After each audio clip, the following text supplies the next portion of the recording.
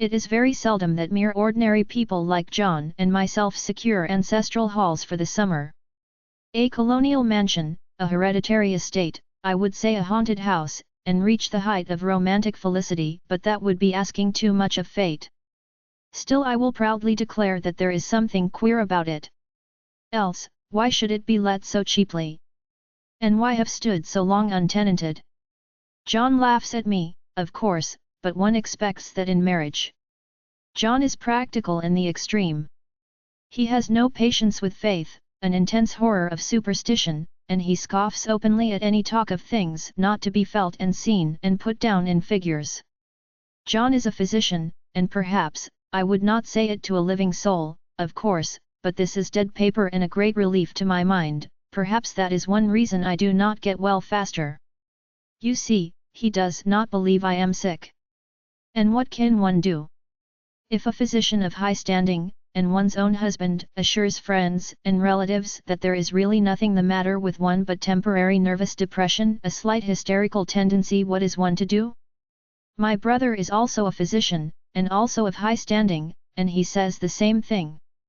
So I take phosphates or phosphites, whichever it is, and tonics, and journeys, and air, and exercise, and am absolutely forbidden to work until I am well again. Personally, I disagree with their ideas. Personally, I believe that congenial work, with excitement and change, would do me good. But what is one to do?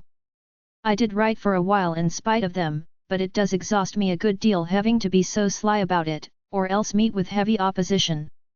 I sometimes fancy that in my condition if I had less opposition and more society and stimulus, but John says the very worst thing I can do is to think about my condition, and I confess it always makes me feel bad.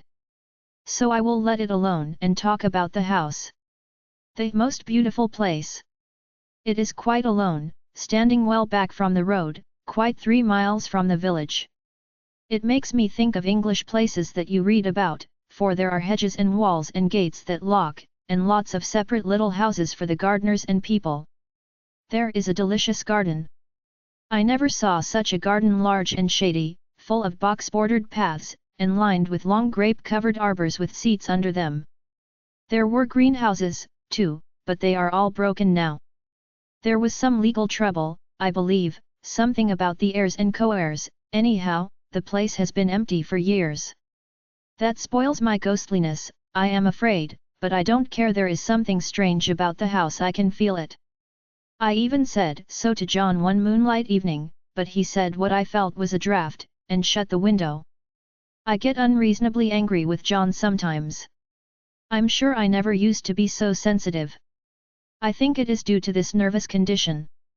But John says if I feel so I shall neglect proper self-control, so I take pains to control myself, before him, at least, and that makes me very tired. I don't like our room a bit.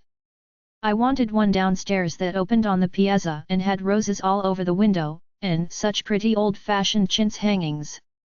But John would not hear of it. He said there was only one window and not room for 2 beds, and no near room for him if he took another. He is very careful and loving, and hardly lets me stir without special direction. I have a schedule prescription for each hour in the day. He takes all care from me, and so I feel basely ungrateful not to value it more. He said we came here solely on my account, that I was to have perfect rest and all the air I could get. Your exercise depends on your strength, my dear, said he, and your food somewhat on your appetite, but air you can absorb all the time. So we took the nursery, at the top of the house. It is a big, airy room, the whole floor nearly, with windows that look always, and air and sunshine galore. It was nursery first and then playground and gymnasium, I should judge, for the windows are barred for little children, and there are rings and things in the walls. The paint and paper look as if a boys' school had used it. It is stripped off the paper in great patches all around the head of my bed, about as far as I can reach, and in a great place on the other side of the room low down. I never saw a worse paper in my life. One of those sprawling flamboyant patterns committing every artistic sin. It is dull enough to confuse the eye in following, pronounced enough to constantly irritate, and provoke study, and when you follow the lame, uncertain curves for a little distance. They suddenly commit suicide, plunge off at outrageous angles, destroy themselves in unheard of contradictions. The color is repellent, almost revolting, a smoldering, unclean yellow, strangely faded by the slow-turning sunlight. It is a dull yet lurid orange in some places, a sickly sulfur tint in others. No wonder the children hated it. I should hate it myself if I had to live in this room long. There comes John, and I must put this away. He hates to have me write a word. We have been here 2 weeks, and I haven't felt like writing before, since that first day. I am sitting by the window now, up in this atrocious nursery, and there is nothing to hinder my writing as much as I please, save lack of strength. John is away all day, and even some nights when his cases are serious. I am glad my case is not serious. But these nervous troubles are dreadfully depressing. John does not know how much I really suffer. He knows there is no reason to suffer, and that satisfies him. Of course it is only nervousness. It does weigh on me so not to do my duty in any way. I meant to be such a help to John, such a real rest and comfort, and here I am a comparative burden already. Nobody would believe what an effort it is to do what little I am able to dress and entertain, and order things. It is fortunate Mary is so good with the baby. Such a dear baby. And yet I cannot be with him, it makes me so nervous. I suppose John never was nervous in his life. He laughs at me so about this wallpaper. At first he meant to repaper the room, but afterwards he said that I was letting it get the better of me, and that nothing was worse for a nervous patient than to give way to such fancies. He said that after the wallpaper was changed it would be the heavy bedstead, and then the barred windows, and then that gate at the head of the stairs, and so on. You know the place is doing you good, he said, and really, dear, I don't care to renovate the house just for a 3 months rental. Then do let us go downstairs, I said, there are such pretty rooms there. Then he took me in his arms and called me a blessed little goose, and said he would go down cellar if I wished, and have it whitewashed into the bargain. But he is right enough about the beds and windows and things.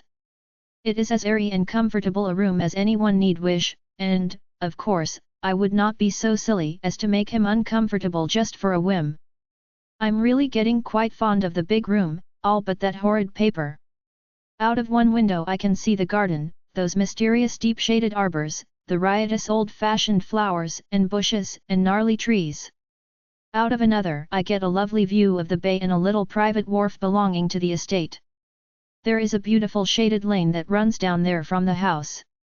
I always fancy I see people walking in these numerous paths and arbors, but John has cautioned me not to give way to fancy in the least. He says that with my imaginative power and habit of story-making a nervous weakness like mine is sure to lead to all manner of excited fancies, and that I ought to use my will and good sense to check the tendency. So I try. I think sometimes that if I were only well enough to write a little it would relieve the press of ideas and rest me. But I find I get pretty tired when I try. It is so discouraging not to have any advice and companionship about my work. When I get really well, John says we will ask Cousin Henry and Julia down for a long visit, but he says he would as soon put fireworks in my pillowcase as to let me have those stimulating people about now. I wish I could get well faster. But I must not think about that. This paper looks to me as if it knew what a vicious influence it had. There is a recurrent spot where the pattern lolls like a broken neck and 2 bulbous eyes stare at you upside down. I get positively angry with the impertinence of it and the everlastingness. Up and down and sideways they crawl, and those absurd, unblinking eyes are everywhere. There is one place where 2 breadths didn't match, and the eyes go all up and down the line, one a little higher than the other. I never saw so much expression in an inanimate thing before, and we all know how much expression they have. I used to lie awake as a child and get more entertainment and terror out of blank walls and plain furniture than most children could find in a toy store.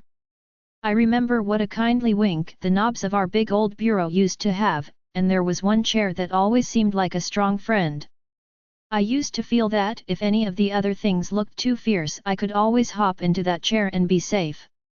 The furniture in this room is no worse than inharmonious, however, for we had to bring it all from downstairs. I suppose when this was used as a playroom they had to take the nursery things out, and no wonder. I never saw such ravages as the children have made here. The wallpaper, as I said before, is torn off in spots, and it sticketh closer than a brother. They must have had perseverance as well as hatred. Then the floor is scratched and gouged and splintered, the plaster itself is dug out here and there, and this great heavy bed, which is all we found in the room, looks as if it had been through the wars. But I don't mind it a bit, only the paper. There comes John's sister. Such a dear girl as she is, and so careful of me. I must not let her find me writing. She is a perfect, an enthusiastic housekeeper, and hopes for no better profession. I verily believe she thinks it is the writing which made me sick. But I can write when she is out, and see her a long way off from these windows. There is one that commands the road, a lovely, shaded, winding road, and one that just looks off over the country. A lovely country, too, full of great elms and velvet meadows. This wallpaper has a kind of sub-pattern in a different shade, a particularly irritating one, for you can only see it in certain lights, and not clearly then. But in the places where it isn't faded, and where the sun is just so, I can see a strange, provoking, formless sort of figure, that seems to sulk about behind that silly and conspicuous front design. There's sister on the stairs. Well, the 4th of July is over. The people are gone and I am tired out. John thought it might do me good to see a little company, so we just had Mother and Nellie and the children down for a week. Of course I didn't do a thing. Jenny sees to everything now. But it tired me all the same. John says if I don't pick up faster he shall send me to Weir Mitchell in the fall. But I don't want to go there at all. I had a friend who was in his hands once, and she says he is just like John and my brother, only more so. Besides, it is such an undertaking to go so far. I don't feel as if it was worthwhile to turn my hand over for anything, and I'm getting dreadfully fretful and querulous. I cry at nothing, and cry most of the time. Of course I don't when John is here, or anybody else, but when I am alone. And I am alone a good deal just now. John is kept in town very often by serious cases, and Jenny is good and lets me alone when I want her to. So I walk a little in the garden or down that lovely lane, sit on the porch under the roses, and lie down up here a good deal. I'm getting really fond of the room in spite of the wallpaper. Perhaps because of the wallpaper. It dwells in my mind so. I lie here on this great immovable bed. It is nailed down, I believe, and follow that pattern about by the hour. It is as good as gymnastics, I assure you. I start, we'll say, at the bottom, down in the corner over there where it has not been touched, and I determine for the 1000th time that I will follow that pointless pattern to some sort of a conclusion. I know a little of the principle of design, and I know this thing was not arranged on any laws of radiation, or alternation, or repetition, or symmetry, or anything else that I ever heard of. It is repeated, of course, by the breadths, but not otherwise. Looked at in one way each breadth stands alone, the bloated curves and flourishes a kind of debased Romanesque with delirium tremens go waddling up and down in isolated columns of fatuity. But, on the other hand, they connect diagonally, and the sprawling outlines run off in great slanting waves of optic horror, like a lot of wallowing seaweeds in full chase. The whole thing goes horizontally, too, at least it seems so, and I exhaust myself in trying to distinguish the order of its going in that direction. They have used a horizontal breadth for a frieze, and that adds wonderfully to the confusion. There is one end of the room where it is almost intact, and there, when the cross lights fade and the low sun shines directly upon it, I can almost fancy radiation after all. The interminable grotesques seem to form around a common center and rush off in headlong plunges of equal distraction. It makes me tired to follow it. I will take a nap, I guess. I don't know why I should write this. I don't want to. I don't feel able. And I know John would think it absurd. But I must say what I feel and think in some way. It is such a relief. But the effort is getting to be greater than the relief.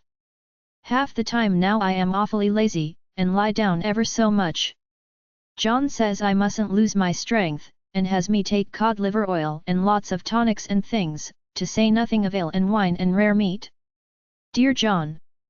He loves me very dearly, and hates to have me sick.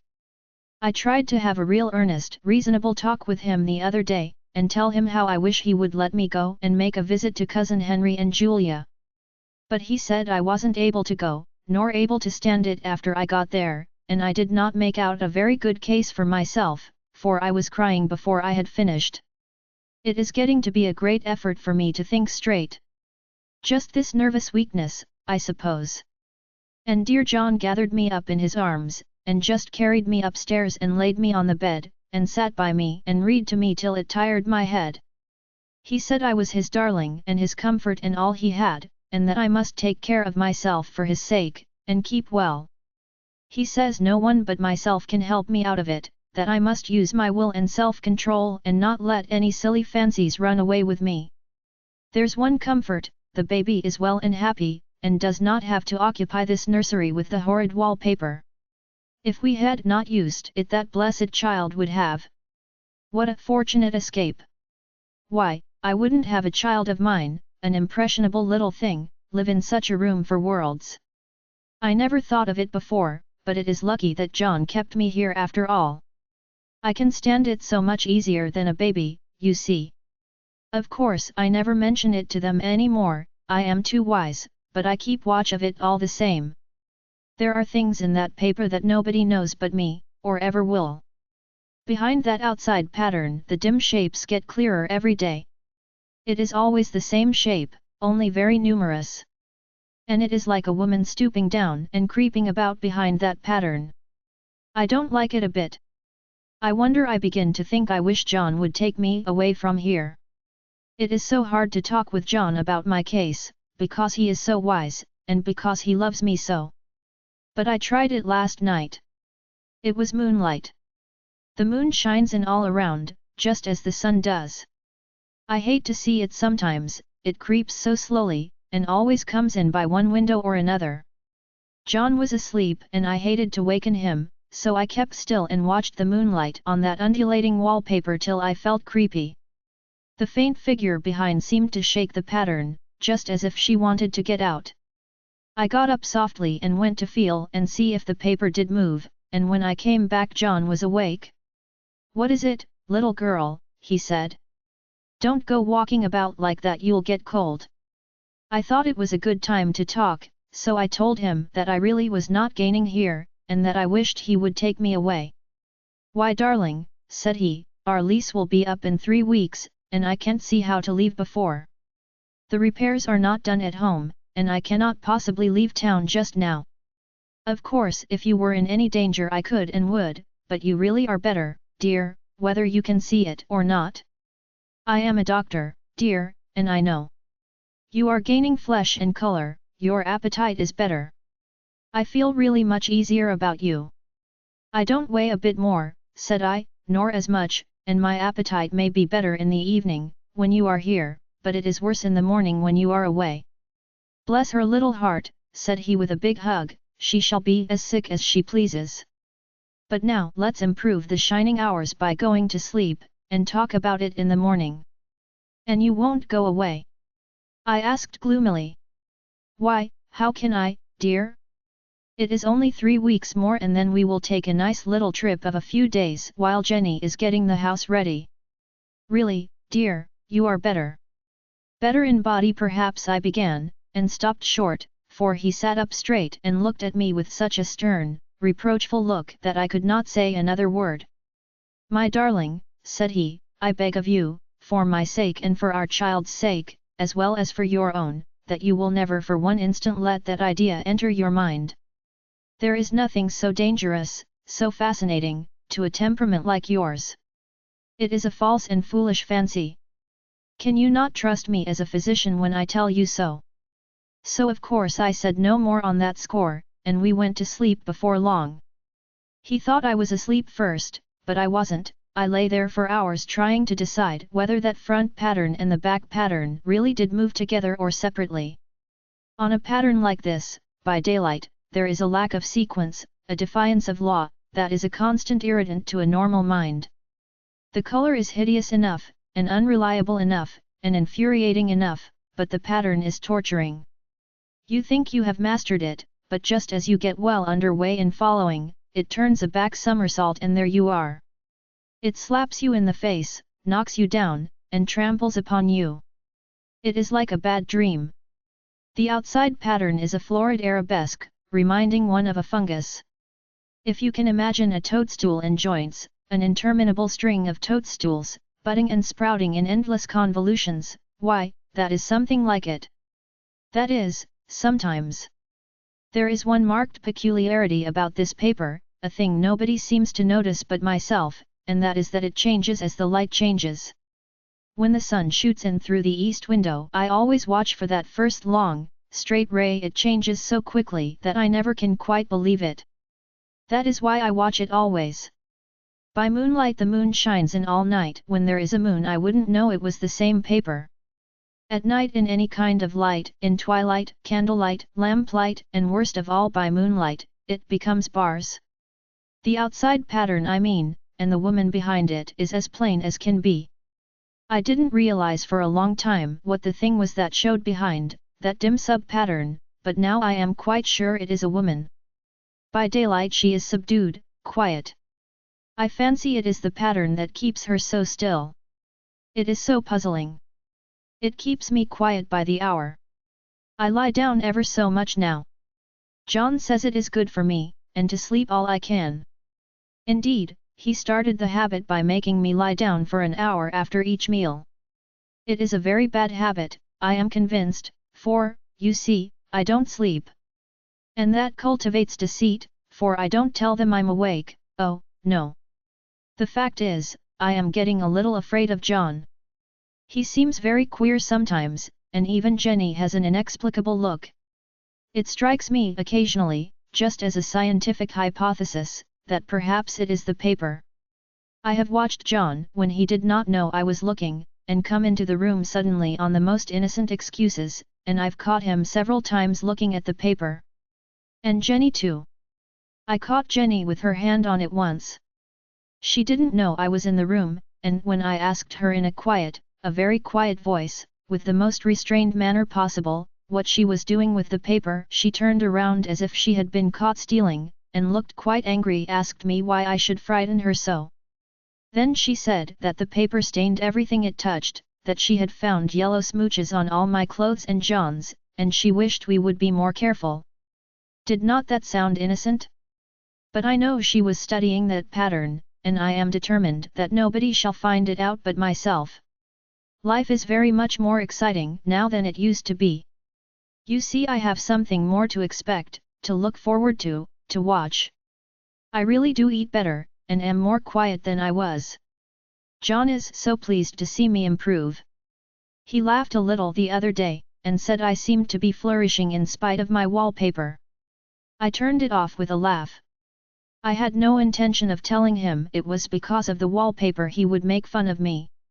He might even want to take me away. I don't want to leave now until I have found it out. There is a week more, and I think that will be enough. I'm feeling ever so much better. I don't sleep much at night, for it is so interesting to watch developments, but I sleep a good deal in the daytime.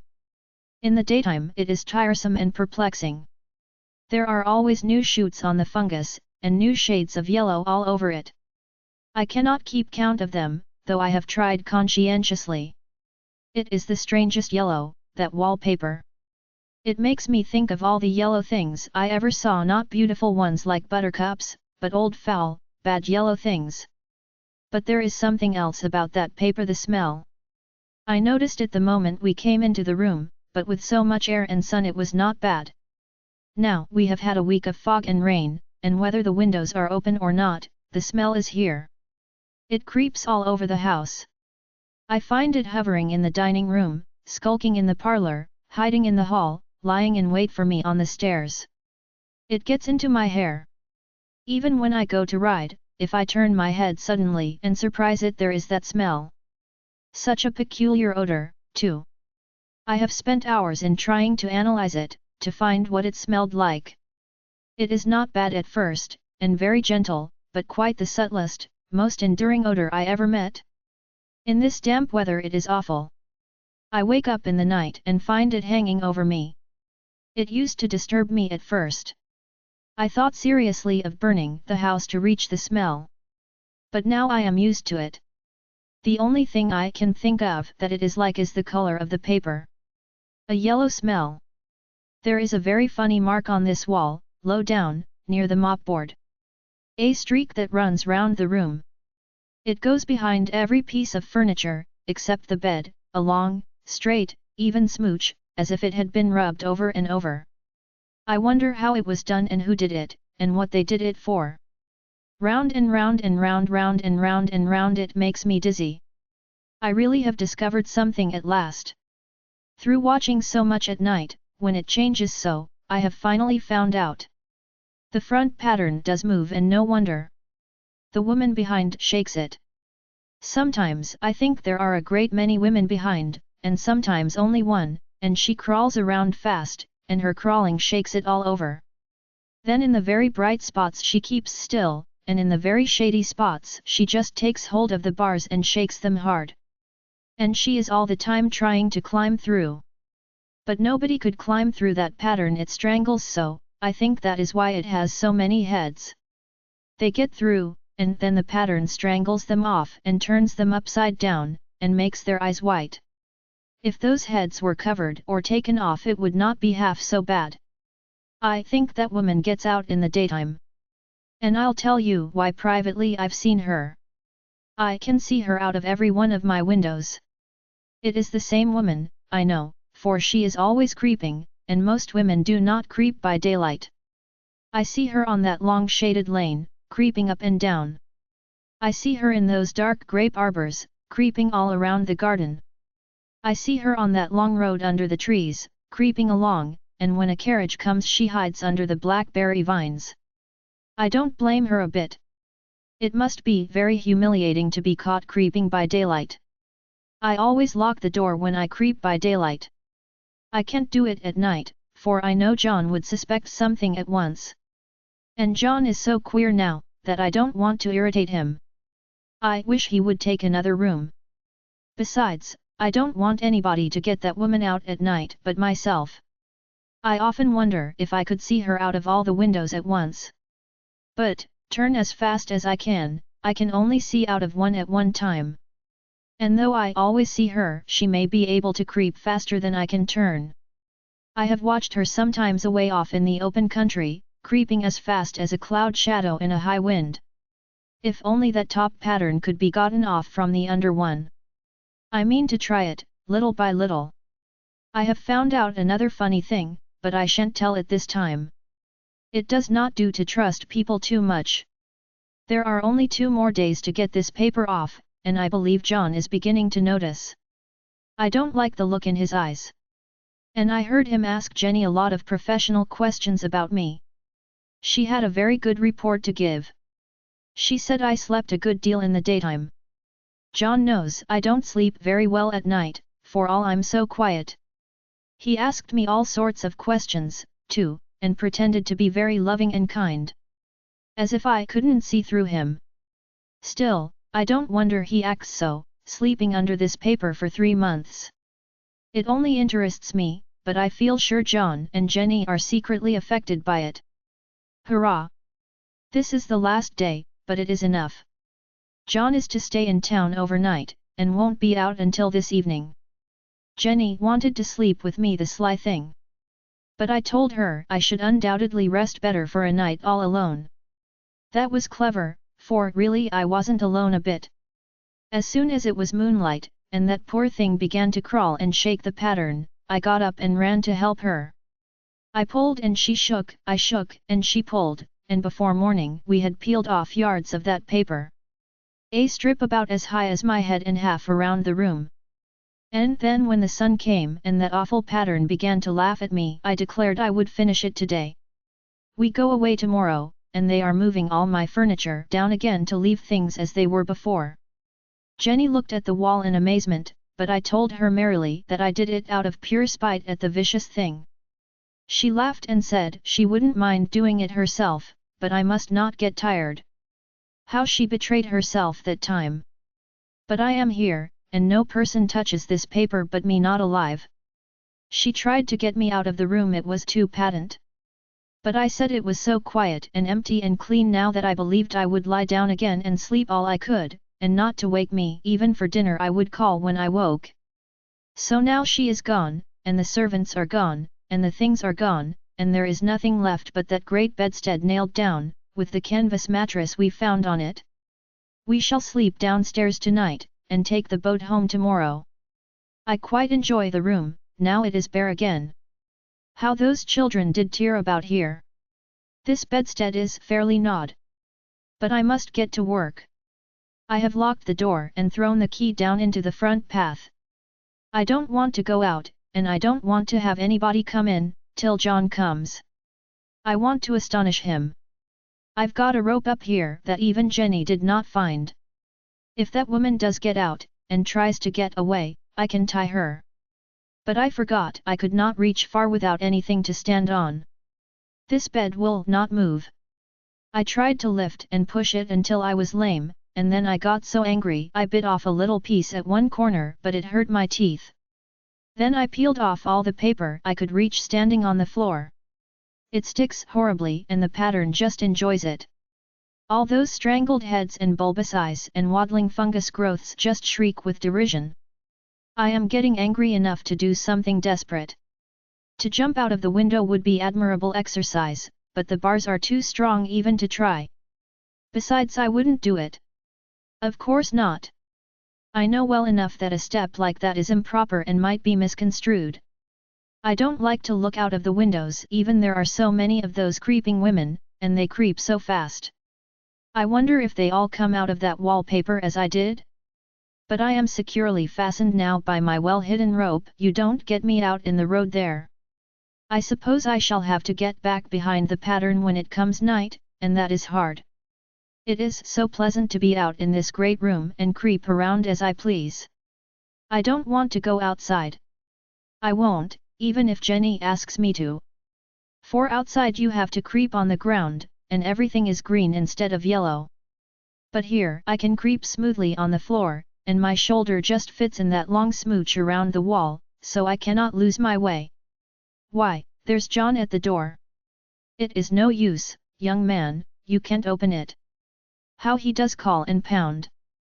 Now he's crying for an axe. It would be a shame to break down that beautiful door. John dear, said I in the gentlest voice, the key is down by the front steps, under a plantain leaf. That silenced him for a few moments. Then he said very quietly indeed, open the door, my darling. I can't, said I. The key is down by the front door under a plantain leaf. And then I said it again, several times, very gently and slowly, and said it so often that he had to go and see, and he got it, of course, and came in. He stopped short by the door. What is the matter? He cried. For God's sake, what are you doing? I kept on creeping just the same, but I looked at him over my shoulder. I've got out at last, said I, in spite of you and Jane. And I've pulled off most of the paper, so you can't put me back. Now why should that man have fainted? But he did, and right across my path by the wall, so that I had to creep over him every time.